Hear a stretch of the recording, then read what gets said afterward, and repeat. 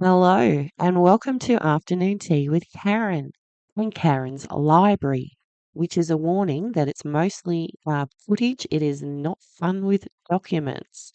Anyway, how to ban a Hamas channel on Telegram and not upset Palestinians in Australia by calling it neo-Nazi.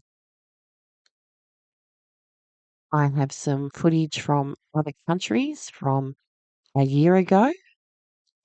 And I can't think of any lone wolf neo-Nazi attacks. If I get on Q&A, I need to ask a question. And the neo-Nazis that went to Adelaide could have booked their trip earlier than 11 days ago. Telegram has restricted access to several channels closely associated with or operated by Hamas.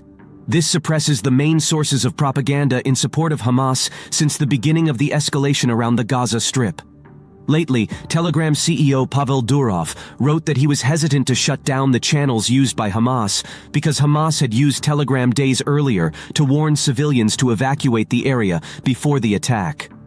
Companies as large as Meta and X, formerly Twitter, have said they have taken measures to block Hamas-linked accounts and limit the spread of war disinformation on their platforms after they faced pressure from the European Union. For the same reason, TikTok removed more than 500,000 videos containing misinformation about the invasion of southern Israel by militant Islamist organizations.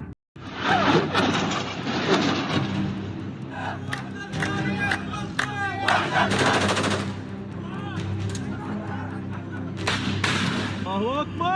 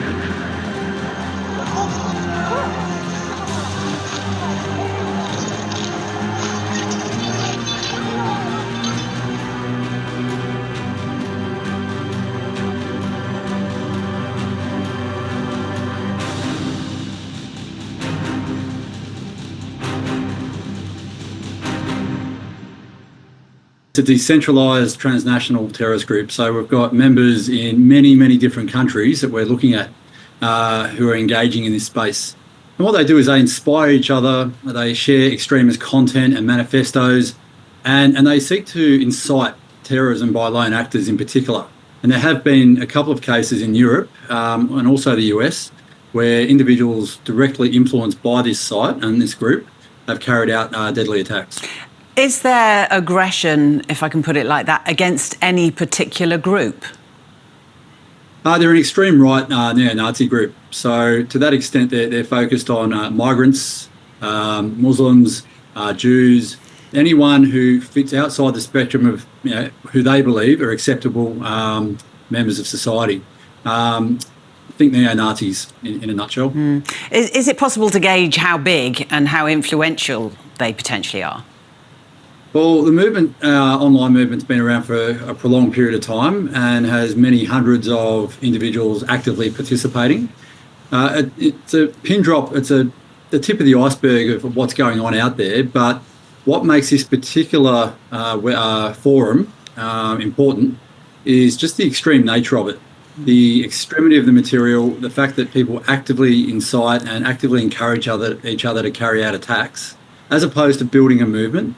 They're seeking to kill. They're an accelerationist movement, and they believe that they can spark a race war through acts of extreme violence. Right, so their aim is destabilising society. Destabilise society, destabilise government, but also inspire fear, sow terror, and in doing so, force people collectively to take a side and incite what they consider to be a final battle. So what are the counter-terrorism measures that have been announced today? What do they mean? Well, it does show some agility by the government because they're not focused purely on a face-to-face movement. They're focused on an online community, effectively. They're sanctioning anyone involved, including the leaders of these groups, and the leaders are based internationally. And they've been named in US documents about who's involved and the extent to which they've been active. It means that they can not only be held to account and have their resources frozen, but they can also be held criminally liable for the actions and the website itself, or the forum itself. But beyond that, it doesn't do a lot because the movement was banned in the UK last year. It was banned in January this year in the United States. So Australia is effectively jumping on board with what's happened overseas at the moment. And the website, the movement and the forum where they meet on the Telegram encrypted messaging app is already down, meaning that it's no longer accessible anyway. One of the things Sanction does is as you say, funding. Do groups like this require funding? We know that extremist groups acquire funding and solicit funding online through the use of Bitcoin and other forms of cryptocurrency. And to that extent, it's almost impossible to track. It's very difficult. However, you can, once you identify the individuals who often hide behind the cloak of anonymity, you can target them directly and make their life incredibly difficult and prevent them from having the resources to participate and potentially to fund attacks. As we mentioned, this is the first of its kind in Australia. Do you anticipate more? I mean, how many more groups like this are there out there? There are many online forums where extremism is thriving.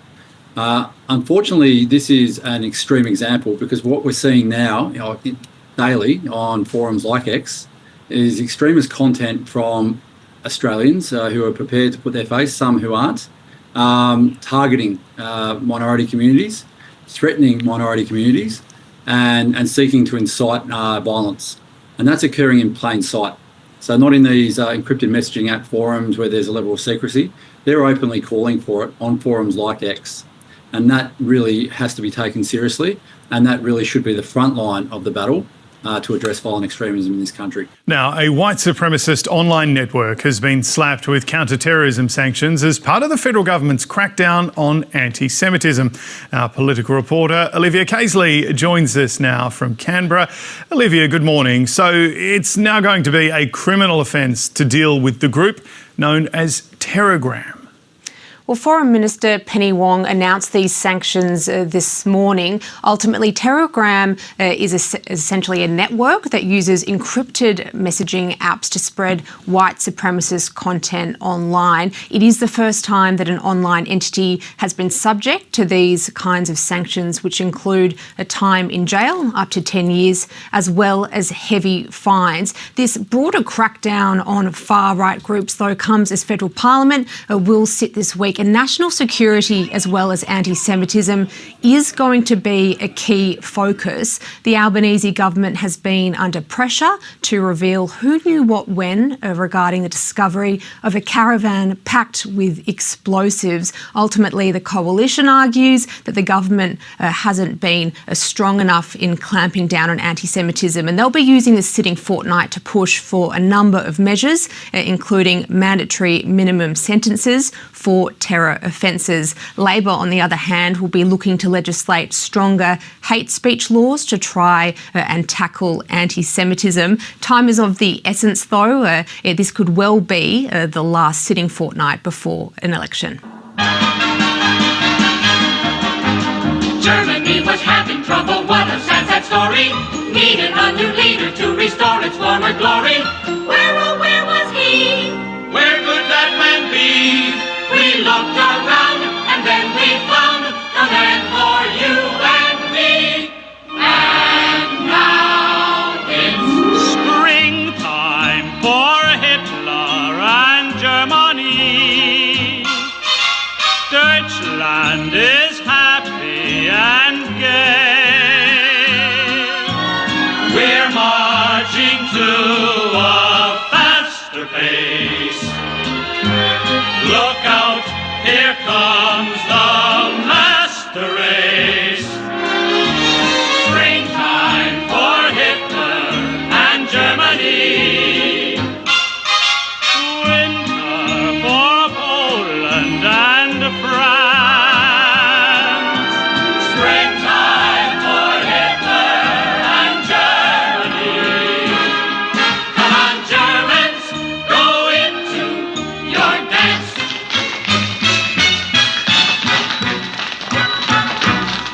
I was born in Dusseldorf, and that is why they call me Rolf. Don't be stupid, be a smarty. Come and join the Nazi party.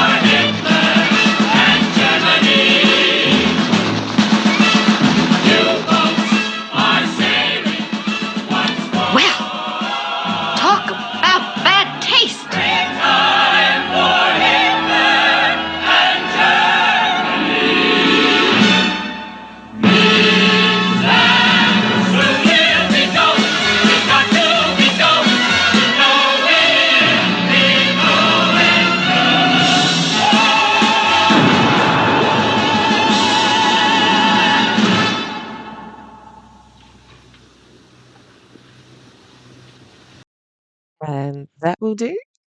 See you later. Bye.